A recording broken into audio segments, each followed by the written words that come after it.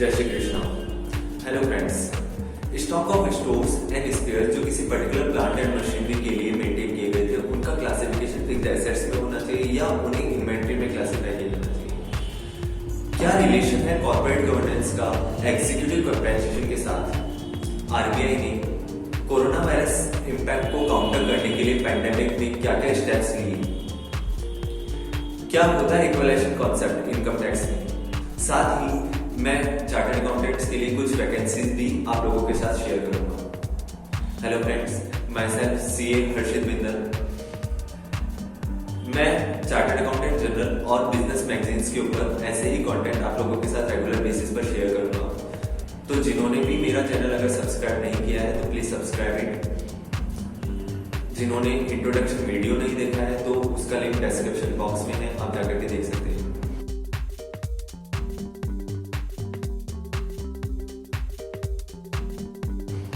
आइए आज हम डिस्कस करेंगे the chartered accountant journal December 2020 volume 69 publication.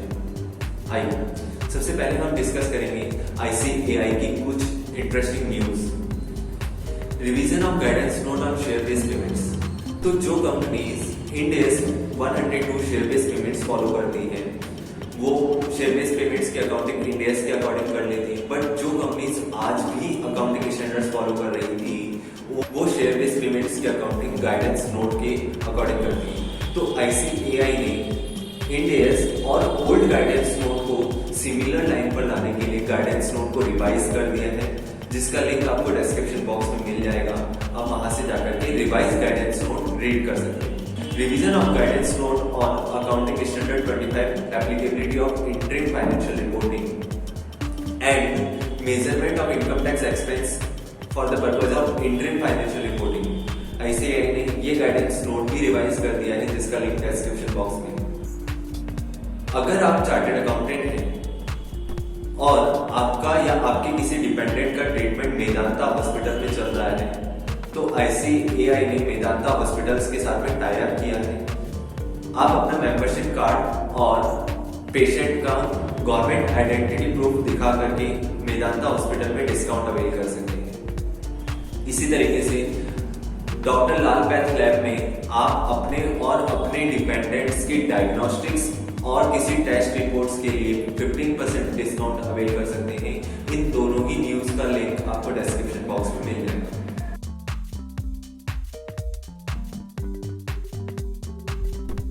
तो आइए फ्रेंड्स, अब हम डिस्कस करते हैं एक्सपर्ट एडवाइजरी कमेटी की एक ओपिनियन के बारे में जो हमें गाइड करती है stock of spares and stores का क्लासिफिकेशन फिक्स्ड एसेट्स में या इन्वेंट्री में करते वक्त किन किन बातों को ध्यान में रखा जाना चाहिए। तो जो फ्रेंड्स ये इशू नहीं समझ पा रहे उन्हें मैं क्लियर कर दूं कि किसी भी आइटम को इन्वेंट्री में क्लासिफाई करने का मतलब है आप उसकी कॉस्ट को 100% प्रॉफिट एंड लॉस में चार्ज कर सकते हैं in the year of utilisation itself. Whereas अगर आप उसी आइटम को फिक्स्ड एसेट्स में क्लासिफाई करते हैं तो इसका मतलब आप उसकी कॉस्ट को ओवर द पीरियड डेप्रिशिएट करेंगे, जिसका प्रॉफिट एंड लॉस पर बहुत इंपैक्ट पड़ता है।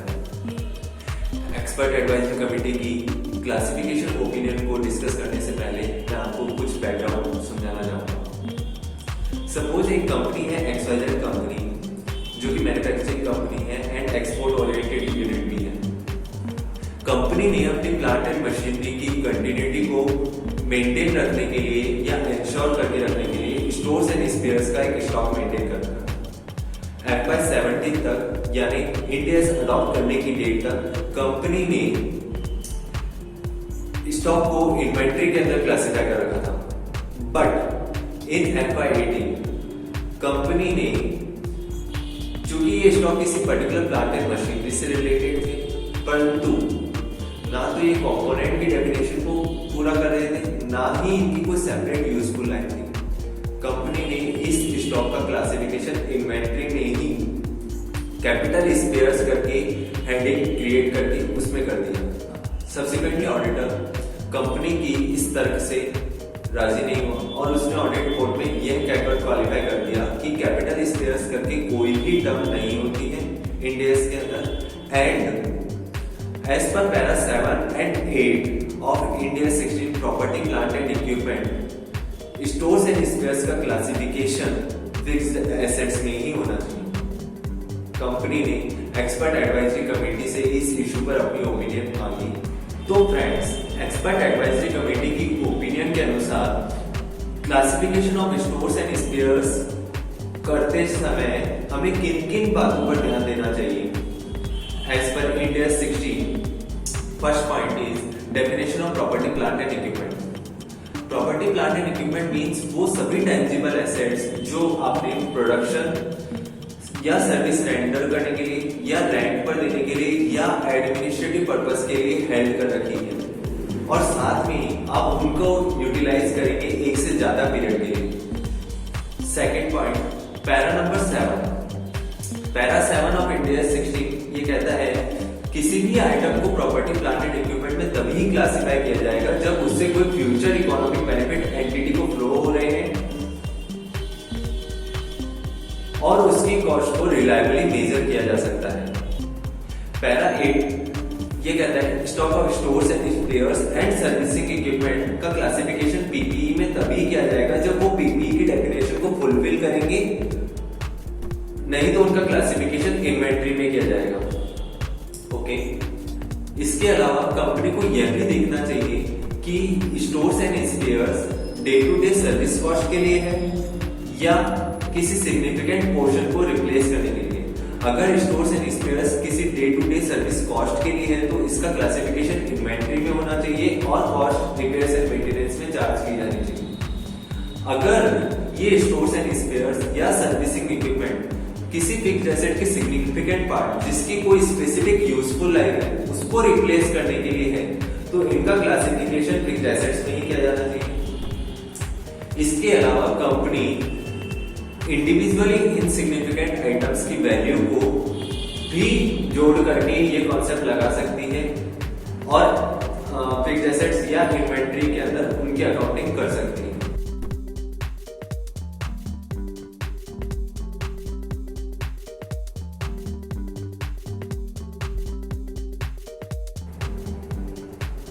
तो फ्रेंड्स, क्या होता है equalisation levy and a new TDS under section 194 को? बहुत इंटरेस्टिंग सेक्शन है, ध्यान से सुनिएगा। ऐसे नॉन रेजिडेंट जिसका परमानेंट एस्टेब्लिशमेंट इंडिया में है उसके इनकम पर तो इनकम टैक्स के प्रोविजन एप्लीकेबल हो जाते हैं subject to tax treaty benefits. But ऐसे नॉन रेजिडेंट जिसका कोई परमानेंट एस्टेब्लिशमेंट इंडिया में है ही नहीं तो उसकी इनकम जो वो इंडिया से अर्न कर रहे हैं उस पर इनकम टैक्स का क्या होगा? इस इशू को रिजॉल्व करने के लिए गवर्नमेंट ने 2016 में इक्वलाइजेशन लेवी कॉन्सेप्ट इंट्रोड्यूस किया स्पेसिफाइड सर्विसेज में अंडर फाइनेंस एक्ट। ध्यान देना, इक्वलाइजेशन लेवी फाइनेंस एक्ट से कंट्रोल होता है, ना कि इनकम टैक्स से। Specified services, specified services means online advertisement services and provision of digital space services। अगर कोई भी नॉन रेजिडेंट जिसका कोई परमानेंट एस्टेब्लिशमेंट इंडिया में नहीं है वो किसी रेजिडेंट या नॉन रेजिडेंट जिसका परमानेंट एस्टेब्लिशमेंट इंडिया में है उसे ये स्पेसिफाइड सर्विसेज देता है तो उसे 6% इक्वलाइजेशन लेवी टैक्स पे करना होगा। नाउ गवर्नमेंट ने FY20 में ई कॉमर्स ट्रांजैक्शंस को भी इक्वलाइजेशन लेवी में इंट्रोड्यूस कर दिया है। तो friends, e commerce transactions means online sale of goods और provision of services through a digital platform owned और managed by a e commerce operator, या ई कॉमर्स ऑपरेटर कोई डिजिटल प्लेटफॉर्म प्रोवाइड की फैसिलिटी प्रोवाइड कर रहा है जिस पर कोई वेंडर आकर के ऑनलाइन गुड्स सेल कर रहा है या सर्विस प्रोवाइड कर सकता है। फॉर एग्जांपल अमेज़न है, अमेज़न में ऑनलाइन गुड्स सेल करने का या फिर सर्विस प्रोवाइड करने का एक डिजिटल प्लेटफॉर्म प्रोवाइड करता है जिस पर वेंडर आते हैं, रजिस्टर होते हैं और अपना गुड्स बहुत सारे कंज्यूमर्स को ऑनलाइन बेच सकते हैं। सपोज करो अमेज़न का कोई परमानेंट एस्टेब्लिशमेंट इंडिया में नहीं है तो अमेजोन को जो भी गुड्स उसके डिजिटल प्लेटफॉर्म पर बिकेगा उसका 2% इक्वलाइजेशन लेवी टैक्स गवर्नमेंट को डिपॉजिट कराना पड़ेगा। So this is a new equalisation levy concept on e commerce transactions. कुछ इंपॉर्टेंट पॉइंट्स हैं इक्वलाइजेशन लेवी पर जो हम डिस्कस करते हैं। सबसे पहला पॉइंट, ऐसे नॉन रेजिडेंट जिसका परमानेंट एस्टेब्लिशमेंट इंडिया में है उनके ऊपर इक्वलाइजेशन लेवी कॉन्सेप्ट नहीं लगेगा। सेकंड, स्पेसिफाइड सर्विसेज पर इक्वलाइजेशन लेवी 6% ऑफ कंसीडरेशन है, whereas e commerce transaction में 2% ऑफ द सम चार्ज और कंसीडरेशन। स्पेसिफाइड सर्विसेज में इक्वलाइजेशन लेवी पे करने का burden payer of consideration, that means जो कंसीडरेशन पे कर रहा है उसके ऊपर होता है, जबकि ई कॉमर्स ट्रांजैक्शन में इक्वलाइजेशन लेवी पे करने का बर्डन नॉन रेजिडेंट जिसका कोई परमानेंट एस्टेब्लिशमेंट नहीं है, that means E commerce operator के ऊपर होता है। क्यों? क्योंकि ई कॉमर्स ट्रांजैक्शंस में जो पेयर ऑफ कंसीडरेशन है वो तो छोटे छोटे कंज्यूमर्स होते हैं, इस कारण से बर्डन नॉन रेजिडेंट के ऊपर ही आ जाता है। थ्रेशोल्ड लिमिट, स्पेसिफाइड सर्विसेज में अगर आपका annual consideration to a service provider 1 lakh rupees से ज्यादा नहीं है तो आपको इक्वलाइजेशन लेवी कलेक्ट करने की जरूरत नहीं है। वेयरएज ई कॉमर्स ट्रांजैक्शंस में अगर ई कॉमर्स ऑपरेटर का एनुअल टर्नओवर 2 करोड़ रुपए से कम का है तो उसको भी इक्वलाइजेशन लेवी डिपॉजिट कराने की जरूरत नहीं है। Income exempt under section 1050। तो गवर्नमेंट ने डबल टैक्स को अवॉइड करने के लिए, क्योंकि इस इनकम पर ऑलरेडी इक्वलाइजेशन लेवी टैक्स पे हो चुका है, तो इस इनकम को 10 सबसेक्शन 50 के अंदर एग्जम्प्ट कर दिया है अगर इक्वलाइजेशन लेवी टैक्स पे हो चुका है तो।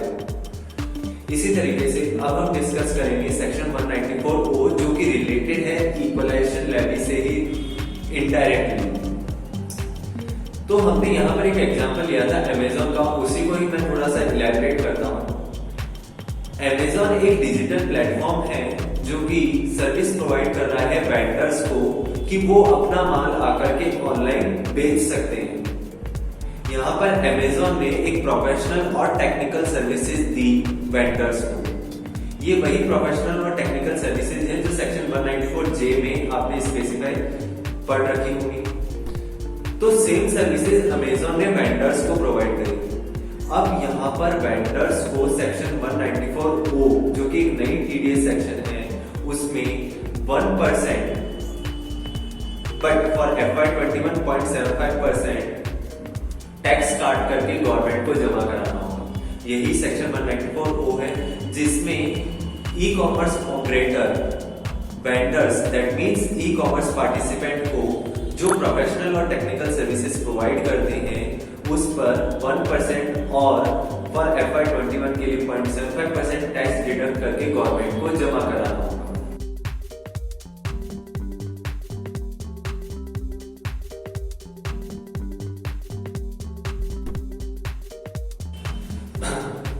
क्या होती है कॉर्पोरेट गवर्नेंस? क्या रिलेशन है कॉर्पोरेट गवर्नेंस का एग्जीक्यूटिव कॉम्पेंसेशन के साथ? क्या होती है proxy advisory firms? Executive compensation average employee salaries का कितने गुना है? एग्जीक्यूटिव कॉम्पेंसेशन हिस्टोरिकल पीरियड में कितने गुना बढ़ चुका है? क्या कंपनी के टॉप मैनेजमेंट में केवल प्रमोटर्स, फाउंडर्स या उनके रिलेटिव ही हैं? कंपनी की परफॉर्मेंस में जो इंक्रीज हुई है वर्सेस एग्जीक्यूटिव कॉम्पेंसेशन में जो इंक्रीज हुई है, क्या आपने कभी इन सभी बातों को एनालाइज किया है? ये सभी बातें कॉर्पोरेट गवर्नेंस के लिए बहुत इंपॉर्टेंट है, एज वेल एज कंपनी की हेल्थ एंड फ्यूचर बेनिफिट को जानने के लिए भी बहुत इंपॉर्टेंट है।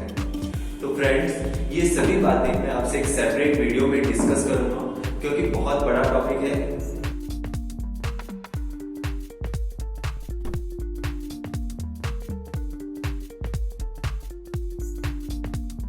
Steps taken by RBI to counter coronavirus impact for economy.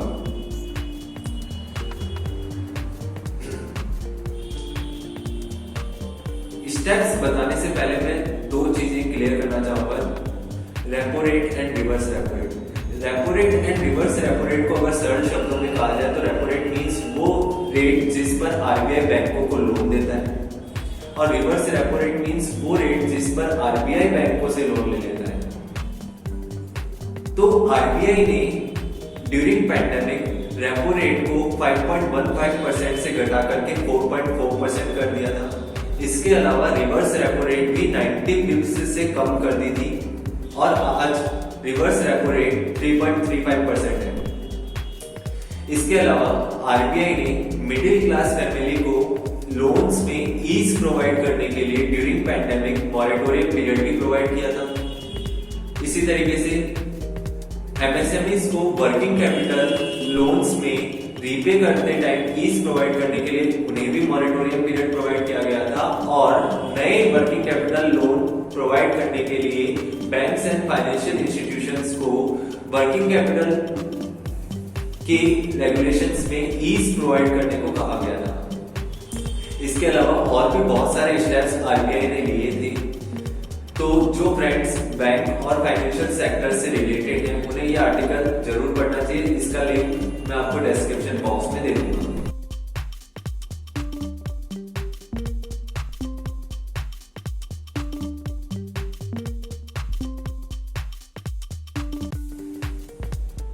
Some important internal controls for MSMEs as per management point of view.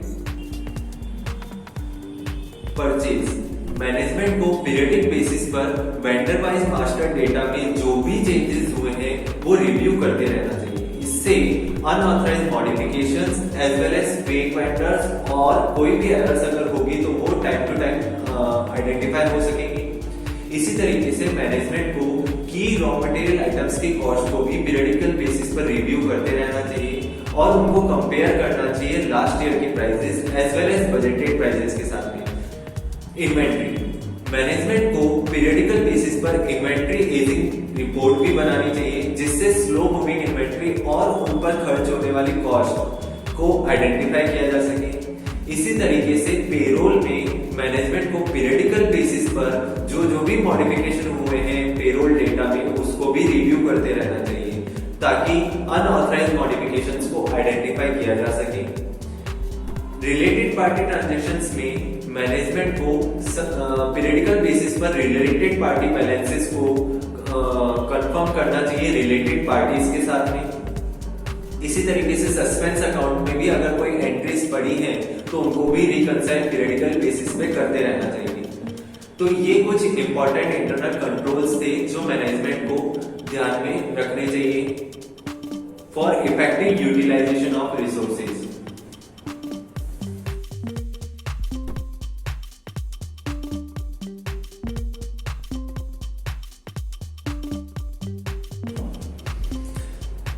तो friends अब बात करते हैं वैकेंसीज की।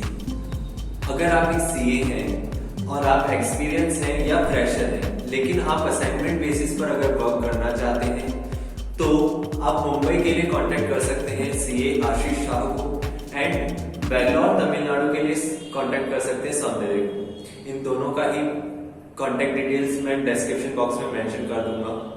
इसी तरह से अगर आप एक सेल्फ प्रोप्राइटर हैं या आपकी एक पार्टनरशिप फर्म है और आप किसी बड़ी पार्टनरशिप फर्म के साथ में मर्ज होना चाहते हैं तो कुछ पार्टनरशिप फर्म्स हैं जो मर्जर चाहती है ताकि जॉइंट बेसिस पे वर्क कर सकें। उनकी कांटेक्ट डिटेल्स भी मैं कमेंट बॉक्स में मेंशन करूंगा।